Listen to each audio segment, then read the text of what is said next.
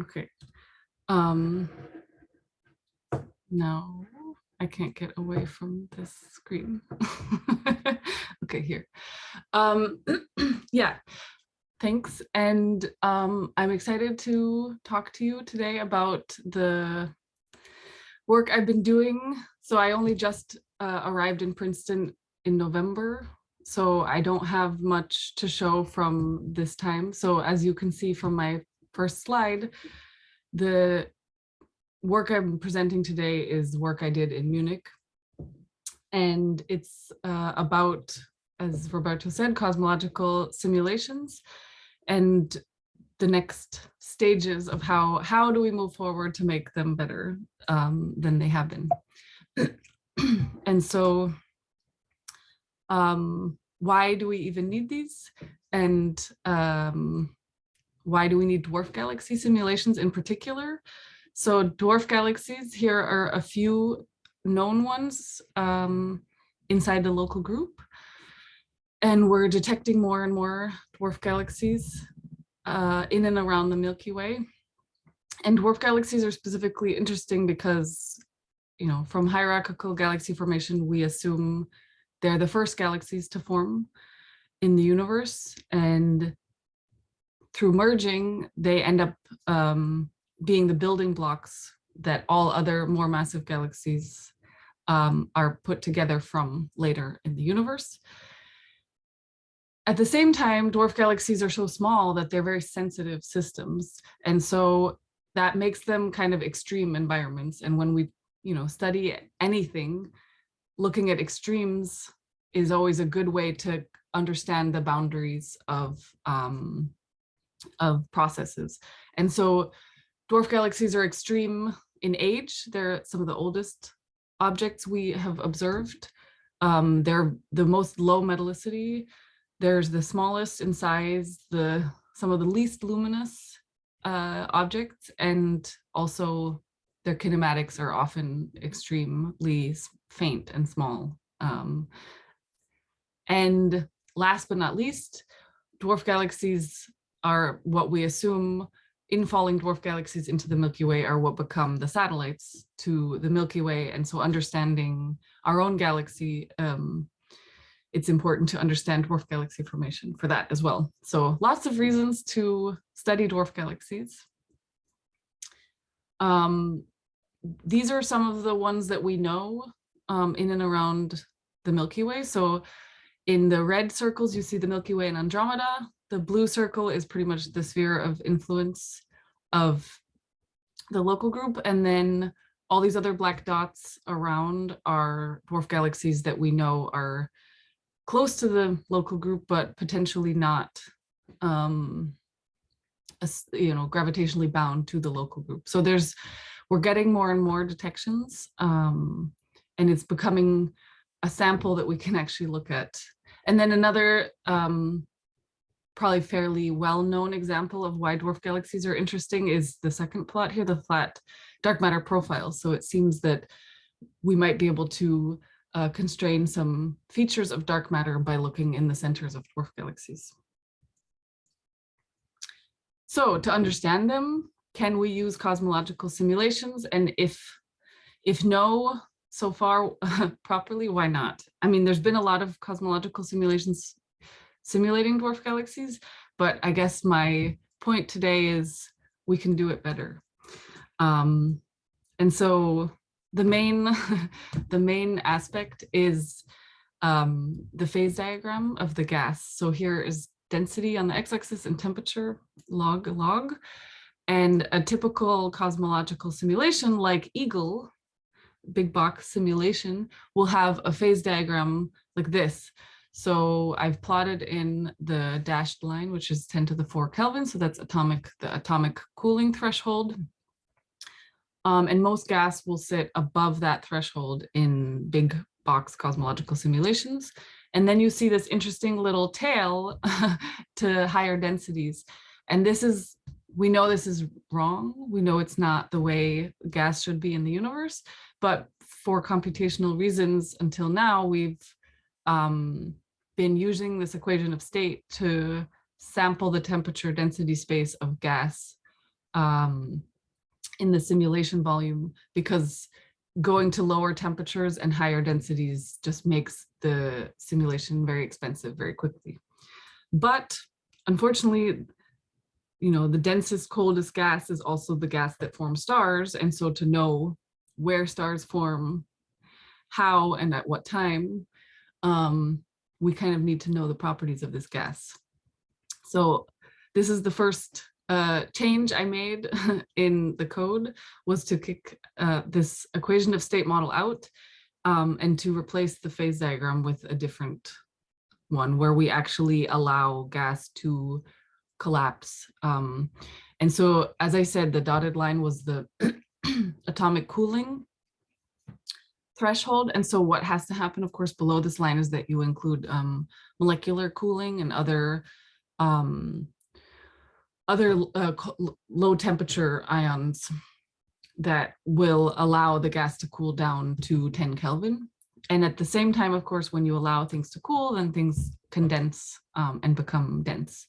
And so now we're actually sampling out to 10 to the 3 and 10 to the 4 particles per cubic centimeter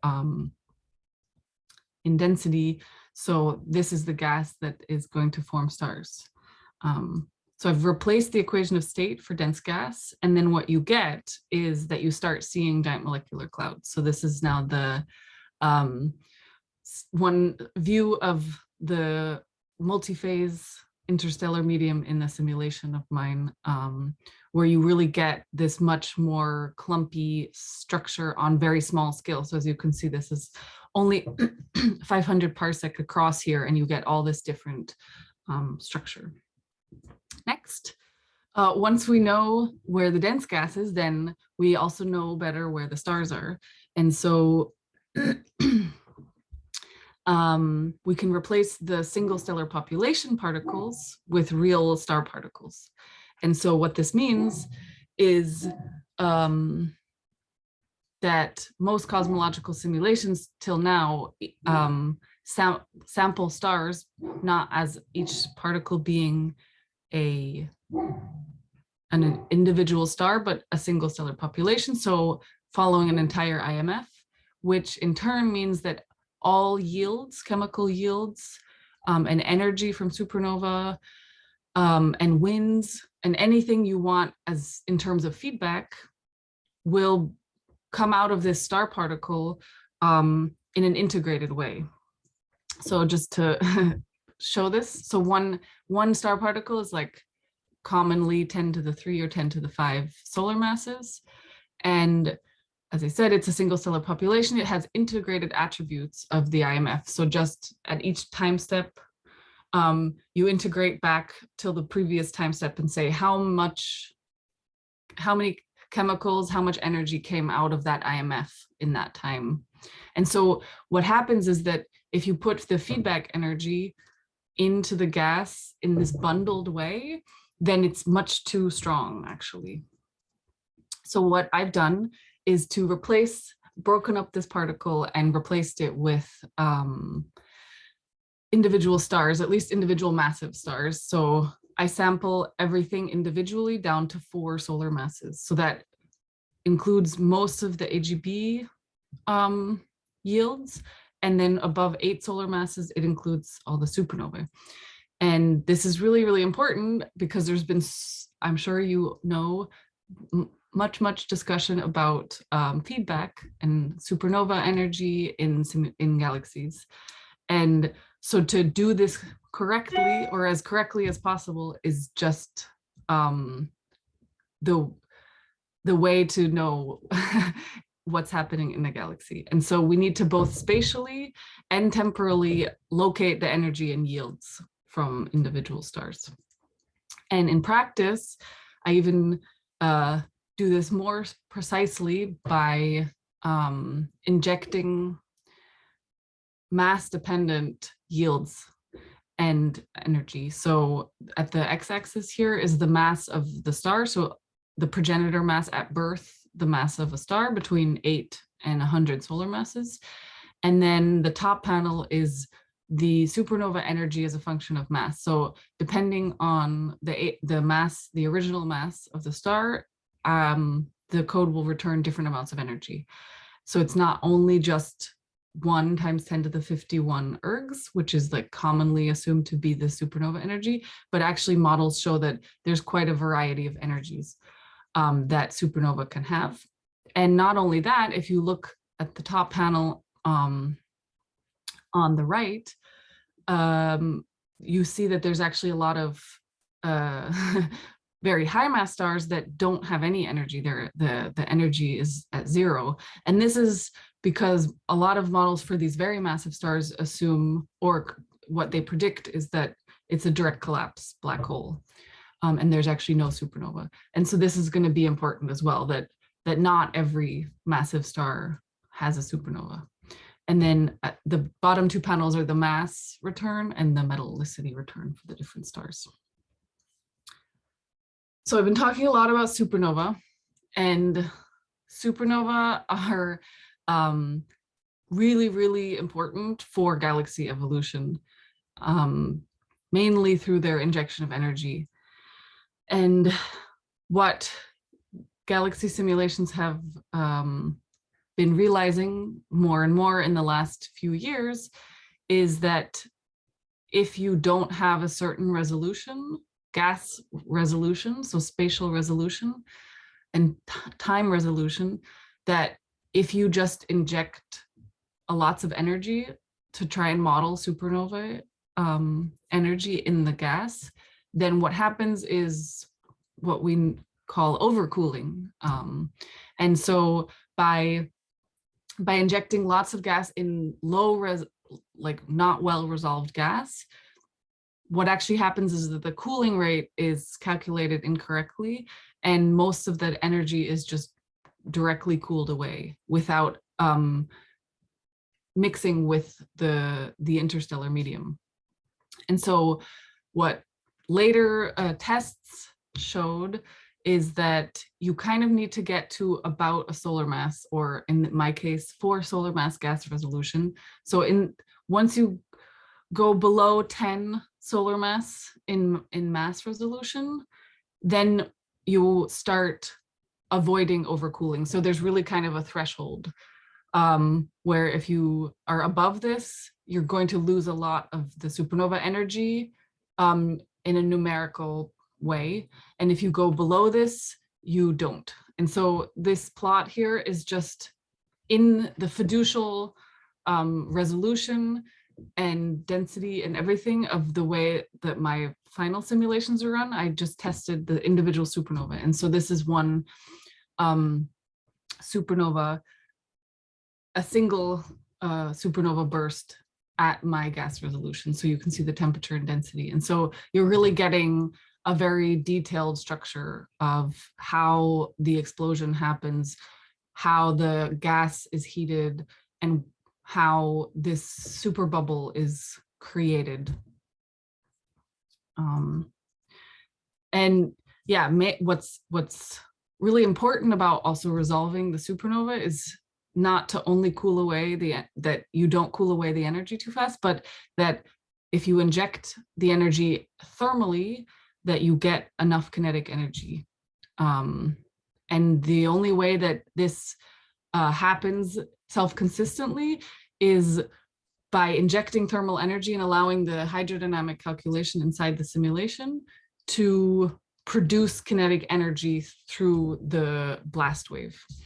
And so in the Sedov-Taylor solution, so that's the analytic solution for supernova explosions, the prediction is that 27% of the thermal energy has to be transformed into kinetic energy.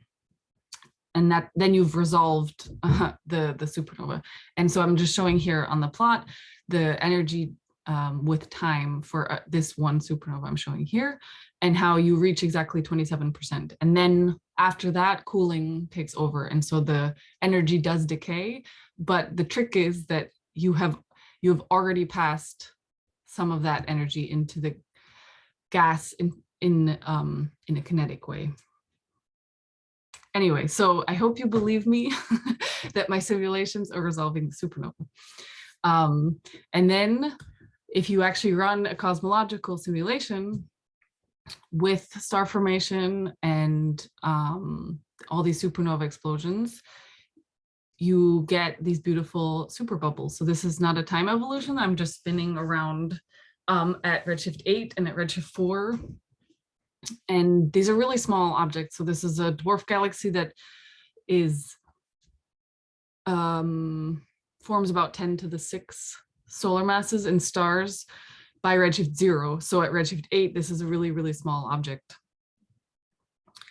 And so as you can see, it creates this hourglass figure at redshift 8, and at redshift 4, even a much more complex super bubble. And this is different from the plot I just showed you in the previous slide, because this is actually clustered supernovae. So once, you know, a cloud collapses and forms a bunch of stars, all the massive stars will, I mean, there is some time difference. So depending on the progenitor mass of the star, the age is calculated in the simulation. So not every supernova explodes exactly at 3 mega years after birth, but there's a distribution. But a lot of them will explode fairly close together, both spatially and temporally. And so you get this much more complicated ISM structure with these empty cavities and then this supernova shell around. So this is high redshift, but actually this is a whole simulation model that is trying to really be the new cosmological simulation model. And so just as a summary of what I've all said, so that we kind of close the model part of my talk now, I'm just going to do a quick summary. So the model runs in the full cosmological box. So it has all the cosmological large scale structure. I do run Zoom simulations.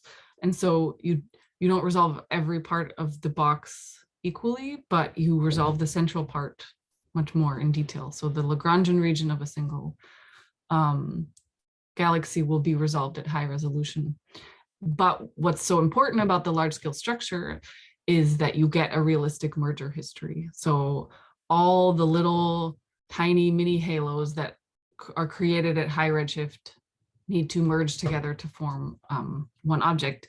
And so without having the full cosmological box, you don't get this, and you have to assume a disk scale height, and you are imposing things, whereas in a cosmological box, you're allowing the galaxy to form out of the cosmic web. And then on top of this large scale structure, as I said, we have individual stars. So we're resolving the IMF, individual supernovae, where we're resolving the set-off phase. We have the multi-phase ISM, where we're allowing molecular and low temperature cooling lines, which means that we get these giant molecular clouds in the ISM. What comes out of these other things is that then we have star cluster formation. So stars will collapse in a single giant molecular cloud into a cluster. And then in turn, that means that we also have clustered supernova, as I explained. And lastly, this also means that we have a fairly realistic outflow. So not only are the supernova resolved and the ISM is resolved, when the supernova hits the dense ISM or the multi-phase ISM, where some parts are dense and some parts are not dense, you get a very self-consistent outflow of how the supernova bubbles will interact with the ISM and push their way out of the galaxy. And so you also can be quite confident that the circumgalactic medium and the intergalactic medium beyond that is enriched by the central galaxy are pretty realistic. So that's the model. I'm done with the model. And so now let's look at some simulations. So I've been working on running a suite of dwarf galaxies in the mass range 10 to the 9 halo mass or 10 to the 6 and 10 to the 7 solar masses, depending on how many stars they form. I'm running this in a repo, so it's the gas is in cells in the Voronoi mesh, and each cell, gas cell has around 4 solar masses. And so this is just the redshift 0 image of this is the surface brightness in the V band for one of the objects I simulated. And so you can already see that there's a central dwarf spheroidal, and it has a lot of substructure. So what do the redshift 0 properties look like? So I said I'm running 5 simulations, or I am running 5 simulations. The light blue one, as I've noted in the legend, has not finished running. So it's at redshift 3 right now. So it's a little bit of an outlier in the plot. But just to give you an overview of where the simulations lie, this is the halo mass versus stellar mass. And all the lines here, the solid line and the dashed line, are abundance matching predictions, but they're not actually predictions for this mass range at all. They're predictions for halo masses above 10 to the 10. And so all the lines on this plot are actually extrapolations out to much smaller masses. And so these are not real predictions. They're just extrapolations of other models fit at other mass ranges. So that's why they kind of all go in different directions, and we really have almost 3 orders of magnitude of stellar mass range that would be consistent with one of these models. So it's not very constraining at all to show our simulations here compared to the lines, but we do have comparisons to some of the other simulation projects that are also trying to do dwarf galaxies in a similarly accurate way. So the blue circles are from simulations run with the Ramses code in the project, the EDGE project, in case you know anything about dwarf galaxy simulations. And then the pink or purple squares are from FIRE 2, so Phil Hopkins' simulation code from the US. And so you can see that we're not consistent with the FIRE 2 results, but we're fairly consistent with these Ramses results from the EDGE project. And we're also not outside of the range of extrapolation from the lines. Another way to look at the redshift 0 properties of these dwarves in a cumulative way is to look at the metallicity that is created in the stars through the runtime, which of course will tell you a bit about the history of the star formation, whether the stars end up being more metal rich or more metal poor. And dwarf galaxies, as I mentioned at the beginning, are very low metallicity objects. So the gray data points here are from the local group dwarfs that we've measured, and they cluster around a metallicity of -2. So, 100th the metallicity of the sun. And definitely it's also been an issue in previous cosmological dwarf simulations to get this correct. Either people are often too low or too high. And so I'm fairly pleased with where we sit here. As I said, the light blue dot is not at redshift 0 yet, so it might change its position on this plot. Another interesting way to look at what type of galaxy these simulations are with respect to observations is to look at the size magnitude relation. And so the half mass radius is on the x-axis and the V-band magnitude on the y-axis. And so these little black diamonds here are globular clusters. So globular clusters are not dwarfs. They're not galaxies at all, right? They're stellar only systems that are extremely dense. So as you can see, the half mass size is very, very small. It's below 10 parsec. And yet their luminosities are comparable with entire dwarf galaxies. So they're an extreme population. We don't, our simulations do not look like them. These ones down here are the ultra faint dwarf galaxies. So lots of newer detections in the last few years since Sloan of ultra faint dwarfs that weren't known previously. And they're larger than globular clusters, but as their name says, they're very faint. So we're also not in that regime. So where we are actually with our simulations is in the classical dwarf regime. So a lot of these objects are dwarfs that have been known for many, many years at this point. So a lot, some of the first detections of Milky Way substructure were these objects. And now with other surveys going beyond the Milky Way, there are other dwarfs also in this regime. And so we definitely sit right in these classical dwarfs. We're not an ultrafaint and we're not globular clusters.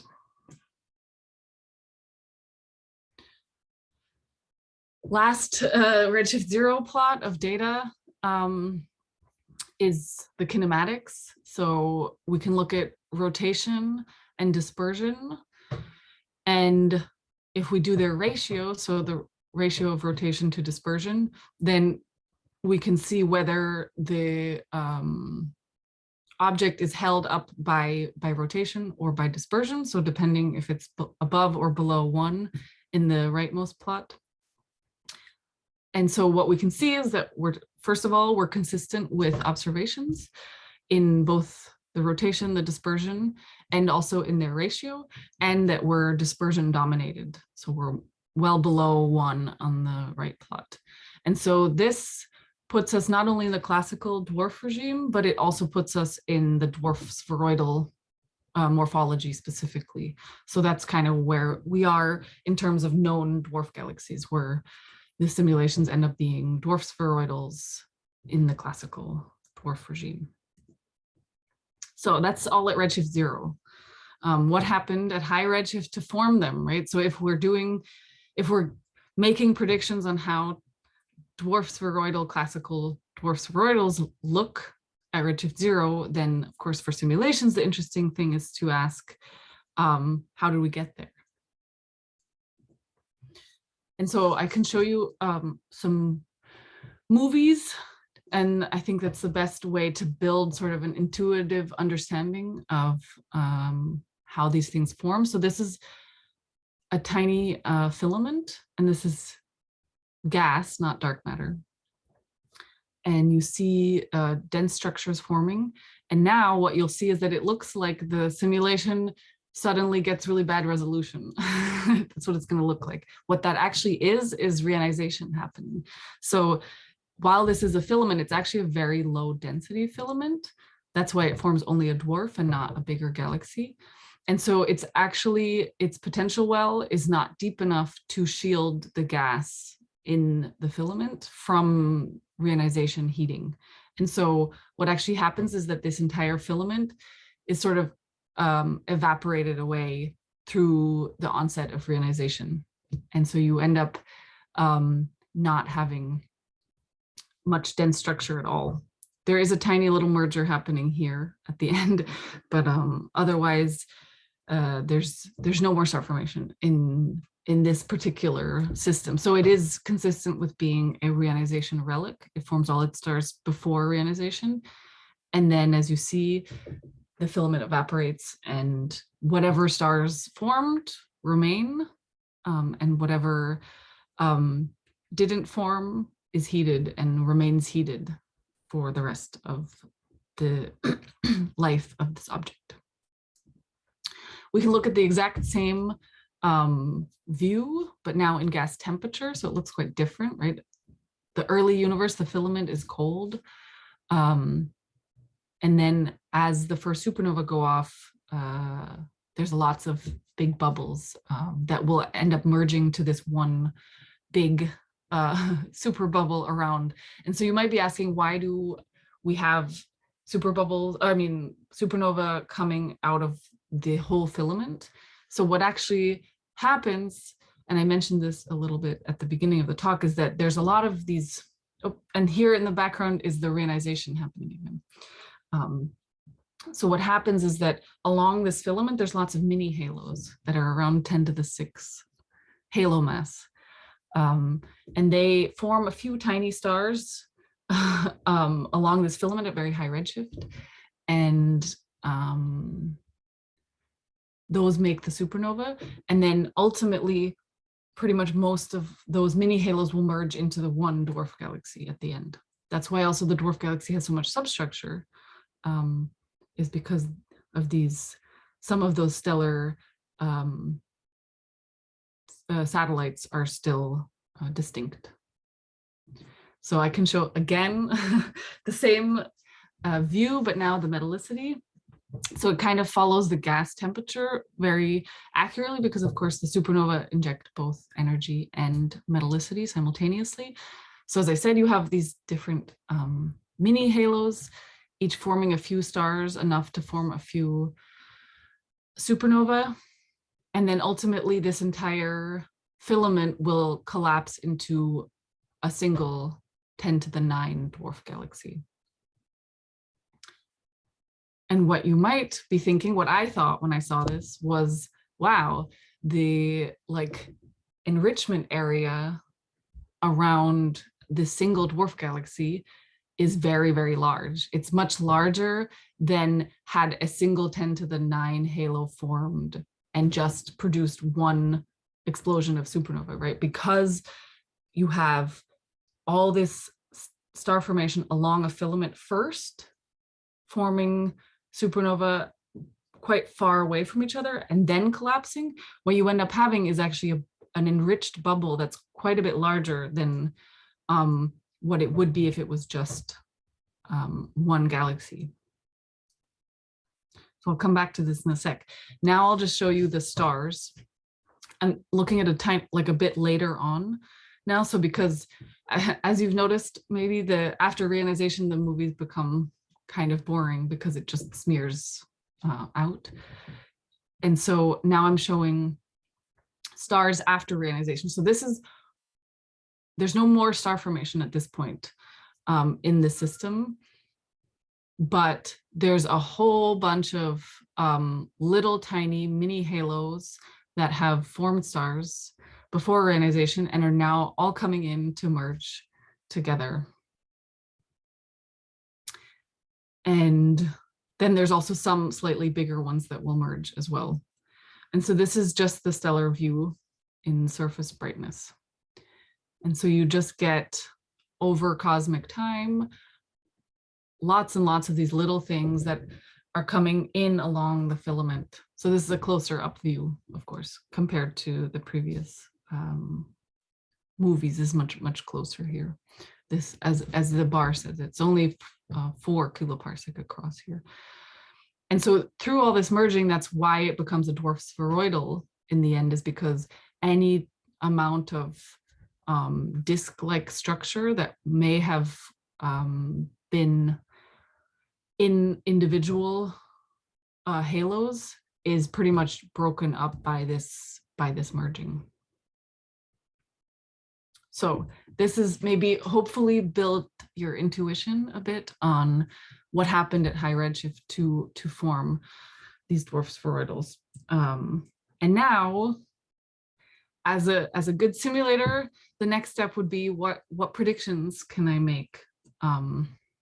Oops, I'm gonna skip this. So what predictions can I make for these dwarfs that we might be able to use in understanding and observing? So the first prediction I want to make is about the IGM pollution, the intergalactic medium pollution. So what's the problem and how do I predict to solve it? So what we know from high redshift absorption line studies is that the intergalactic medium is enriched fairly early on in the universe already. And when you split the absorption features into weak absorption and strong absorption, there's a very different trend with redshift that we have detected. Not we, other people, not me. And so as you can see in the plot, the top plot is weak absorber signals across redshift.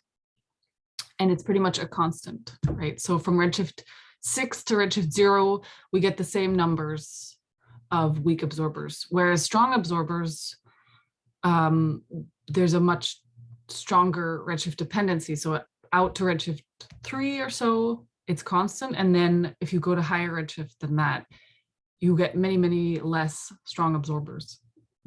And so I was interested in this conundrum of why that is.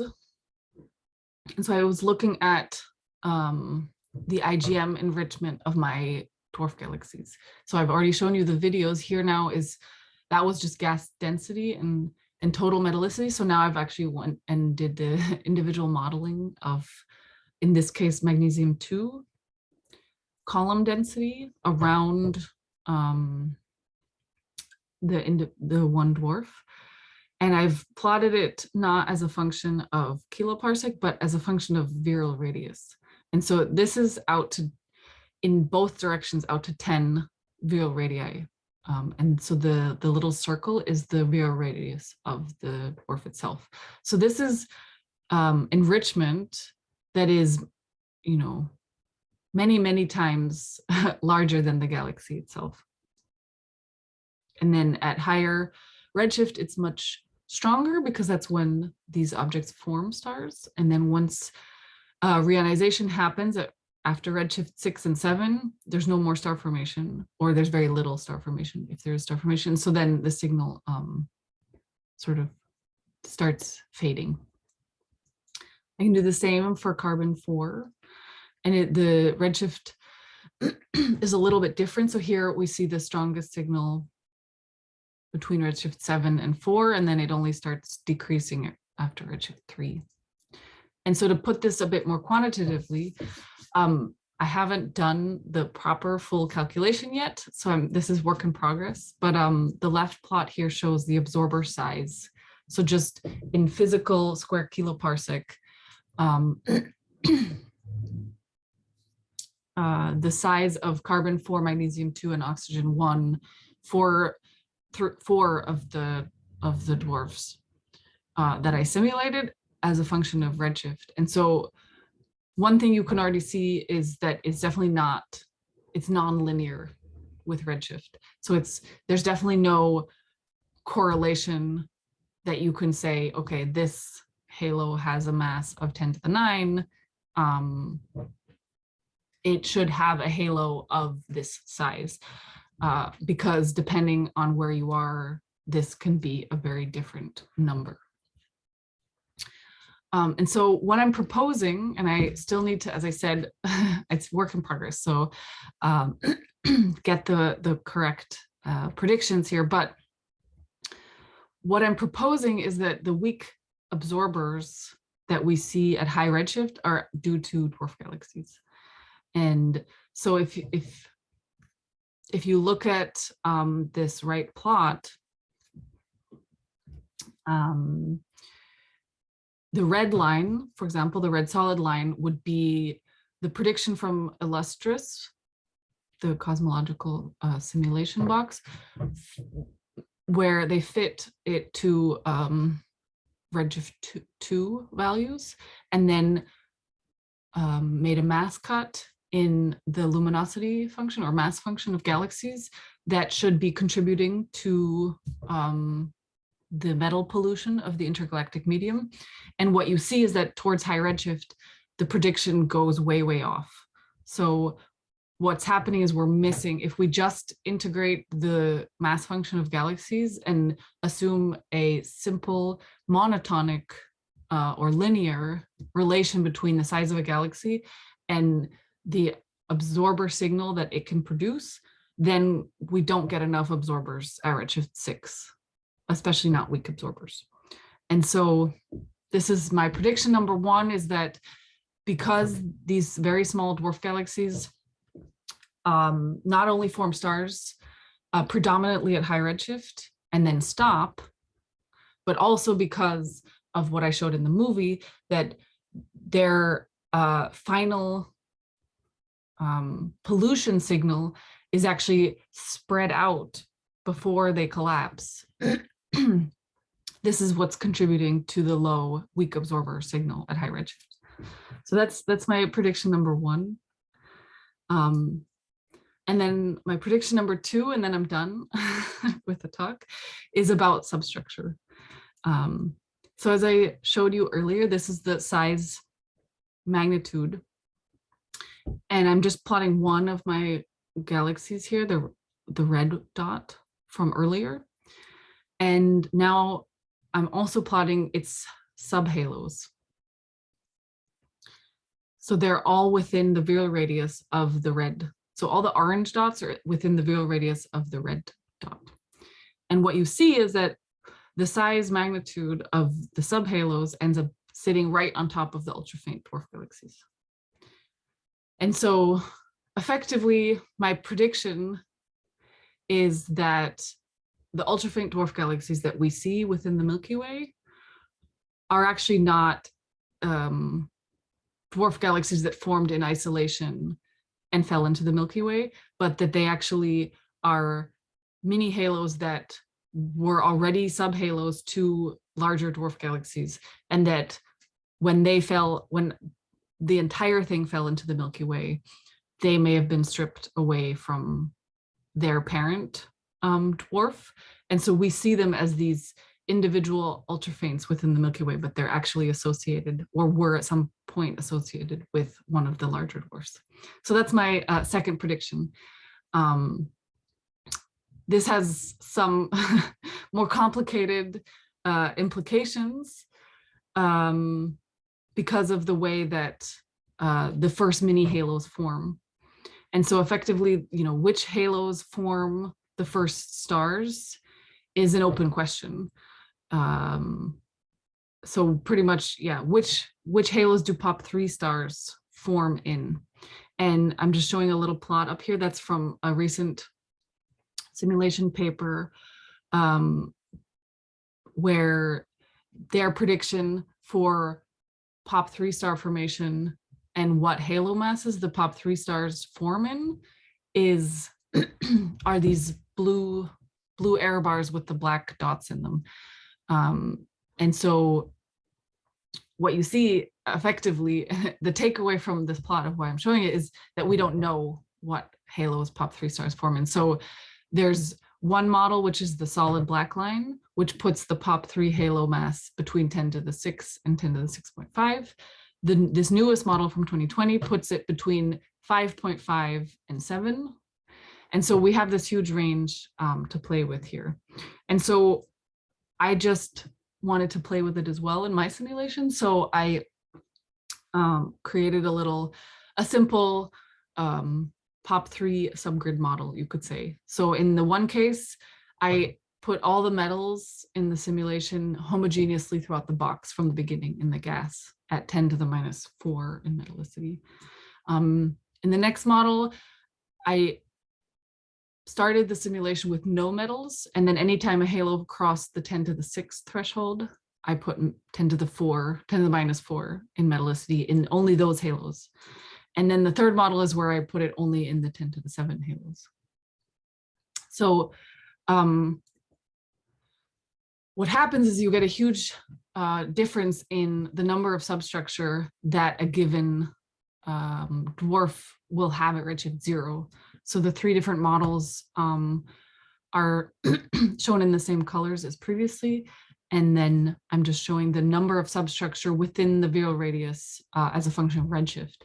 And the dashed line is reionization. So what actually happens is that all these substructures, there's almost none before reionization because they haven't fallen into the virial radius yet. And only after reionization ends, star formation ends, outflows cease. That's when the inflow of substructure starts into the main object. And so you get this huge increase, but depending on what size the halos were that the POP3 stars formed in, you get a different number.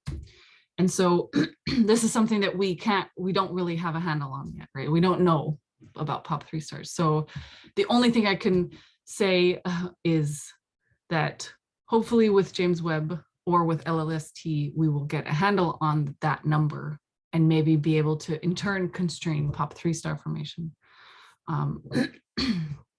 with the number that we see maybe in other dwarf galaxies. So just to explain this plot, this is each of the colored lines is a threshold V-band magnitude. And then the dashed horizontal lines are different surveys or different telescopes and their capabilities. And then how far away from the Milky Way we would be able to detect dwarf galaxies at a given magnitude. And so with LST, we may be able to detect these really faint, more and more of these faint dwarf galaxies within at least the Milky Way, as we can see with the blue line. So those are my predictions. That we should be able to see a lot of these, and hopefully their number counts can tell us about POP3 star formation. So I will finish here. My take-home message is that LYRA is my model that I've been working on. It pretty much brings together the small-scale baryonic physics and the cosmological context of galaxy formation and tries to put that into one bigger model. And then my two predictions are that dwarf galaxy is the dominant polluter of the intergalactic medium at high redshift, at least for the weak absorbers, and that dwarf subhalos look like ultra-faint dwarf galaxies, and that POP3 halo masses may be constrained by dwarf substructure counts. And I'm happy to take questions.